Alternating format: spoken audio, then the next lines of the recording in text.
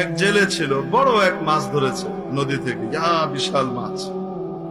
এই মাছ ধরে চিন্তা করলো বাজারে যদি বিক্রি করি তাহলে তো সঠিক যথাযথ মূল্য পাবো না, এত বড় মাছের দাম কে দিবে। তো সোজা রাজ দরবারে চলে এসছে, রাজার সামনে এই মাছ পেশ করেছে।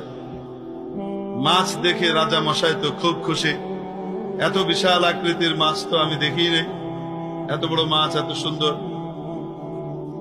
তো রাজা মশাই খুশি হয়ে খাজানচিকে আদেশ করলেন, ওকে 4000 দিনার দিয়ে দাও। কয় হাজার? 4000 দিনার। 4000 দিনার দিয়ে দাও। খুশি। এখন এই বেচারা দিনার মাথা নিয়ে, দিনারের যে ঝুড়ি, এটা মাথায় নিয়ে রওনা করেছে। পাশে বসা রানীমা, রাজার পাশে। রানীমার কলজে ছিঁড়ে যাচ্ছে, কারণ কি বলবো, she was A chicken hearted. বাংলায় আমরা কই ইন্দুরের কলজা, ইংরেজরা বলে মুরগির হার্ট। পিচ্ছি কলজা তো, তার গা জ্বলতেছে, এতগুলা টাকা দিয়ে দিল বেটারে, মাছের দাম কত, আর কি দিয়ে দিল। এখন সে বাদশাকে পরামর্শ দেয়, আপনি যে এতগুলা টাকা ওকে দিয়ে দিলেন, আপনি কি জানেন ও কি করবে? বাদশা জিজ্ঞেস করছেন কি করবে? আচ্ছা, কি করবে জানেন না?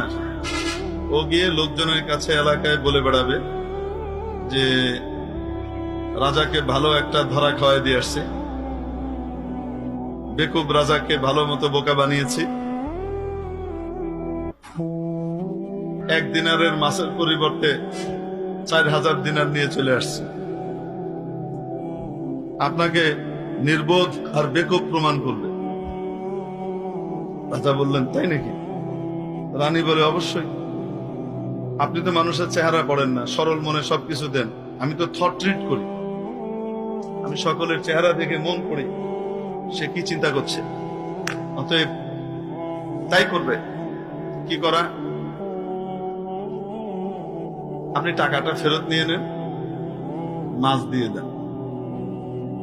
রাজা বলে, এটা হয় না, একজনকে আমি টাকা দিয়ে দিয়েছি, মাছ নিয়ে নিয়েছি, আমি রাজার আসনে আসীন হয়ে আমি আবার তার কাছ থেকে, প্রজার কাছ থেকে টাকা চেয়ে নিয়ে নিব, এটা কি হয়? এটা কিভাবে নিব? তো রানীমা বুদ্ধি দিচ্ছেন, আপনি তাকে ডেকে বলবেন, জিজ্ঞেস করবেন এই মাছটা কি ছেলে না মেয়ে।